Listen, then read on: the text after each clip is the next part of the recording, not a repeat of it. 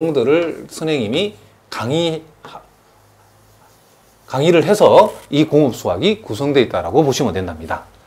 그래서 특별히 수학은 한마디로 말해 우리가 보통 정의와 정명의 학문이라고 그러는데 모든 중요한 정의, 정명은 빠짐없이 다 증명이 되어 있고 뿐만 아니고 그와 관련된 풍부한 실전 문제들을 여러분들이 이 강의를 통해서 연습이 될 수 있도록 선생님이 강의를 구성해서 만들어 놨답니다. 무슨 말인지 아시겠죠?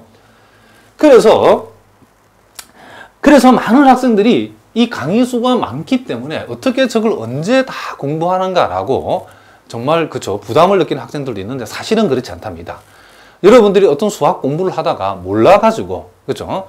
예를 들어 공업수학을 20강, 30강 정도 안에서 해결을 하려고 대충 공부하다 보면 모르는 게 속출하기 때문에 그 모르는 수학 이론과 공부를 한다고 여러분들이 도서관에서 보내야 될 시간이 엄청나답니다. 그러나 이 권태원 선생의 이 공업수학은 강좌 수가 많다는 바는 모든 내용을 기본적인 내용부터 심화된 내용까지 모든 정의, 정명과 실전 문제까지 빠짐없이 강의가 다 되어 있기 때문에 강의를 수강함을 통해서 여러분들이 바로바로 소화할 수 있도록 무슨 말인지 아시겠죠? 아마도 여러분들이 현재 이 우리나라 대학생 중에서 공업수학을 인강으로서 수강하는 학생들은 아마도 이 Q스타디 공업수학을 듣는 학생이 아마 제가 제일 많은 걸로 알고 있답니다. 수천 명의 학생이 선생님의 이 공업수학 강의를 갖다가 거쳐가고 또 듣고 있는데 아마도 여러분 강의를 들어보시면 알겠지만은 그 강의를 듣기만 해도 여러분들이 도서관에서 여러분 앉아서 혼자 고민할 수 있는 시간들을 다 들어주기 때문에 실제적으로는 진도가 훨씬 더 빨리 나갈 수 있도록 구성이 되어 있답니다. 자, 실제로 아마 여러분들 대학에 강의실을 가보면 알겠지만은 여러분들을 가르치는 교수님들은 수학을 전문적으로 여러분한테 어떻게 하면 공업수학을 잘 이해해 줄까라고 고민하면서 밤을 새워서 수학을 가르치는 방법을 연구하고 그러는 분들은 아니죠. 그렇죠? 그러나 선생님은 여러분들이 듣기 싫으면 안 들으면 그만이기 때문에 무슨 말인지 아시겠죠? 강제로 여러분한테 권태원 선생님의 이 공업수학 강의를 듣게 할 수 있는 것은 아니기 때문에 여러분의 선택에서 듣는 것이기 때문에 권태원 선생님은 여러분한테 좋은 강의를 하지 않으면 안 되는 절대절명한 그런 입장이 있답니다. 그렇기 때문에 밤을 새워서 어떻게 하면 여러분들이 공업수학을 쉽게 할 수 있는가 많은 연구를 해서 여러분한테 이 강의를 진행하고 있답니다.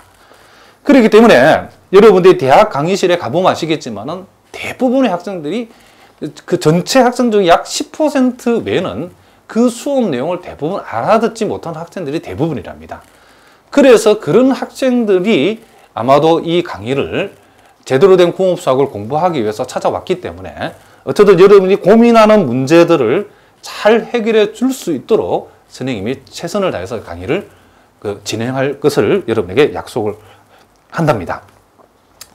그래서 보통 좀 아는 것도 헷갈리게 만들고 또 좀 이미 알고 있는 것도 헷갈리게 만들고 또 애매한 것은 더욱더 헷갈리게 만드는 그런 강의들을 여러분들이 많이 보다가 왔기 때문에 선생님 강의를 통해서는 명쾌하게 여러분이 공업수학을 이해할 수 있도록 선생님이 최선을 다해서 강의를 하려고 한답니다. 자, 무슨 말인지 알겠죠? 그리고 여러분들이 이 공업수학을 왜 또 잘해야 되냐면 이 공업수학이라는 것은 여러분이 공대에서 공부하는 모든 중요한 전공 과목을 우리가 공부할 수 있는 중요한 키가 된답니다. 그러니까 예를 들면 여러분들이 당장 물리학을 공부해야 되는데 공업수학을 모르고는 물리학 공부가 안 되죠. 또 여러분이 전자공학 같은 경우 전기공학과 전자하고 관련된 여러 가지 전공 과목들 속에도 공업수학을 모르고서는 그 과목 공부를 할 수 없게 되어 있답니다. 무슨 말인지 아시겠죠?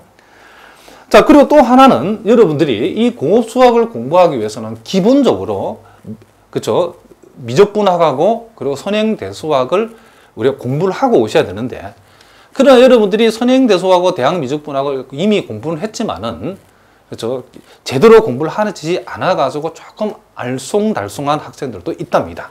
그래서 그와 같은 학생들을 위해서 여러분들이 가능하면 기본적인 대학미적분학하고 선행대수학과 관련된 내용이 나왔을 때는 선생님이 여러분 기본적인 미적분학하고 선행대수학 내용도 가능하면 복습을 반복을 다시 해서 설명을 다시 해서 좀 기초가 약한 학생들도 공업 수학을 공부할 수 있도록 선생님이 배려를 하는 내용으로 강의를 구성을 했답니다.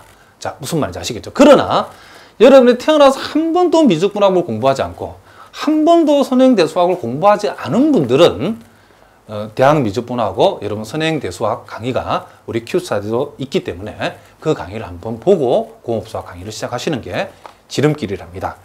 그리고 또 선생님 여러분 마지막으로 또 한 가지 더 이 공업수학 강의를 시작하기 전에 당부하고 싶은 내용은 수학은 단계 학문이기 때문에 반드시 그 단계를 차근차근 밟아 올라가야만이 여러분들이 좋은 결과를 얻을 수 있답니다.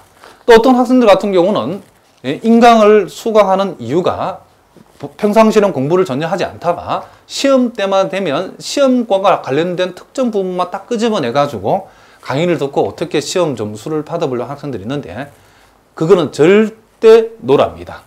수학은 단계 학문이기 때문에 차근차근 그 단계를 밟아가면 어떠한 어려운 내용들도 다 소화할 수 있지만은 여러분은 중간에 자르고 들어가게 되면 수학이 도대체 뭔지 수학처럼 어려운 또 과목이 없답니다. 그래서 여러분들이 이미 공업수학을 조금 알고 있는 학생들이라 하더라도 조금 더 겸손한 자세로 선생님 강의가 구성되어 있는 1강부터 빠짐없이 차근차근 강의를 꼭 수강할 것을 여러분한테 선생님이 부탁을 드립니다.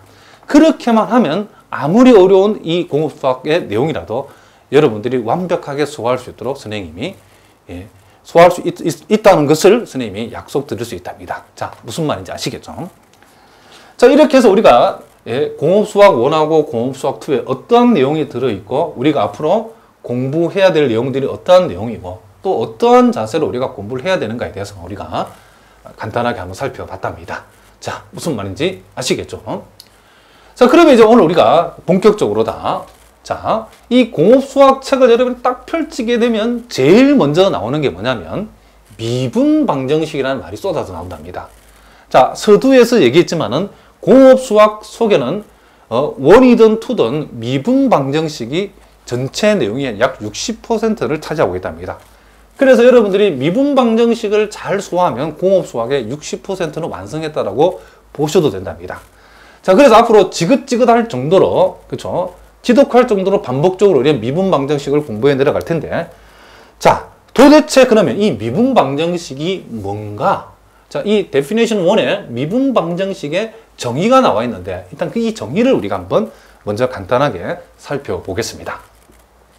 자, 여기 보니까 한 개 또는 그 이상의 종속 변수를 한 개 또는 그 이상의 독립 변수에 대해 미분한 도함수를 포함하는 방정식을 우리는 미분 방정식이다. 그러니까 한마디로 말하면 미분한 도함수를 포함한다. 그렇죠? 미분한 도함수를 포함하는 방정식을 우리는 뭐라 한다? 미분 방정식이라고 하겠다. 이런 얘기를 합니다.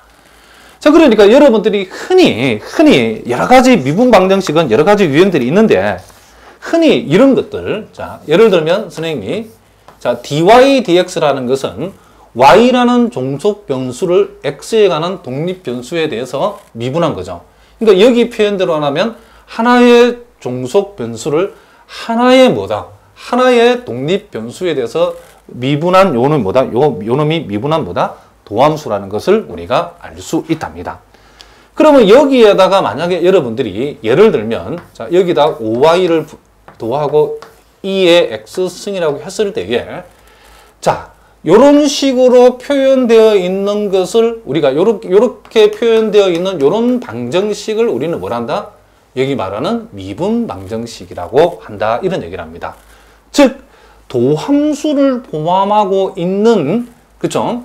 종속 변수 y에 대해서 종속 변수 y를 독립 변수 x에 대해서 미분한 이 dy dx라는 이 도함수를 이런 것들을 포함하고 있는 방정식을 뭐라 한다? 미분 방정식이라고 한다. 이런 얘기를 합니다.